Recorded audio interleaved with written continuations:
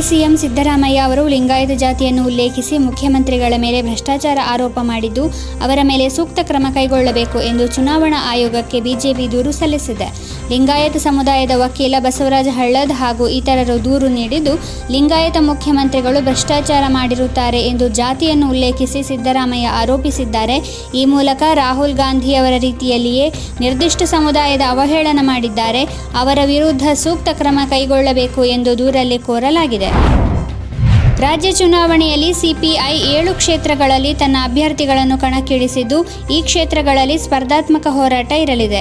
ಉಳಿದ 215 ಕ್ಷೇತ್ರಗಳಲ್ಲಿ ಸಿಪಿಐ ಪಕ್ಷದ ಕಾರ್ಯಕರ್ತರು ಯಾವುದೇ ಷರತ್ತು ಇಲ್ಲದೆ ಕಾಂಗ್ರೆಸ್ ಪಕ್ಷವನ್ನು ಬೆಂಬಲಿಸಲಿದ್ದಾರೆ ಎಂದು ಕಾಂಗ್ರೆಸ್ ರಾಜ್ಯ ಉಸ್ತುವಾರಿ ರಣದೀಪ್ ಸಿಂಗ್ ಸುರ್ಜೇವಾಲಾ ಹೇಳಿದರು. ಕಾಂಗ್ರೆಸ್ ಪಕ್ಷ ಬಸವಣ್ಣನವರ ತತ್ವಕ್ಕೆ ವಿರುದ್ಧವಾಗಿದೆ. ಕರ್ನಾಟಕವನ್ನು ಮಾಜಿ ಸಿಎಂ ಸಿದ್ದರಾಮಯ್ಯ ಹಾಗೂ ಕೆಪಿಸಿಸಿ ಅಧ್ಯಕ್ಷ ಡಿಕೆ ಶಿವಕುಮಾರ್ ಎಟಿಎಂನಂತೆ ನೋಡುತ್ತಿದ್ದಾರೆ ಎಂದು ತಮಿಳುನಾಡು ಬಿಜೆಪಿ ಅಧ್ಯಕ್ಷ ಅಣ್ಣಾಮಲೈ ಚಿಕ್ಕಬಳ್ಳಾಪುರದಲ್ಲಿ ಹೇಳಿದ್ದಾರೆ. ಶಿಡ್ಲಘಟ್ಟದಲ್ಲಿ ಭಾನುವಾರ ಹಮ್ಮಿಕೊಂಡಿದ್ದ ಡಿಜಿಟಲ್ ಮೀಡಿಯಾ ಕಾರ್ಯಕರ್ತರ ಸಮಾವೇಶದಲ್ಲಿ ಮಾತನಾಡಿದ ಅವರು, ಕಾಂಗ್ರೆಸ್ ವಿರುದ್ಧ ಕಿಡಿಕಾರಿದರು.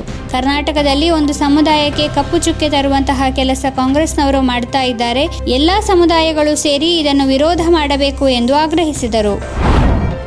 ಮುಖ್ಯಮಂತ್ರಿ ಬಸವರಾಜ ಬೊಮ್ಮಾಯಿ ಅವರು ಅಬ್ಬರದ ಪ್ರಚಾರಕ್ಕೆ ಭಾನುವಾರ ಚಾಲನೆ ನೀಡಿದರು. ಬಸವ ಜಯಂತಿ ನಿಮಿತ್ತ 12ನೇ ಶತಮಾನದ ದಾರ್ಶನಿಕ ಬಸವೇಶ್ವರರ ಪ್ರತಿಮೆಗೆ ಮಾಲಾರ್ಪಣೆ ಮಾಡಿದ ಮುಖ್ಯಮಂತ್ರಿ ಬಸವರಾಜ ಬೊಮ್ಮಾಯಿ ಅವರು ರೋಡ್ ಶೋ ನಡೆಸಿದರು.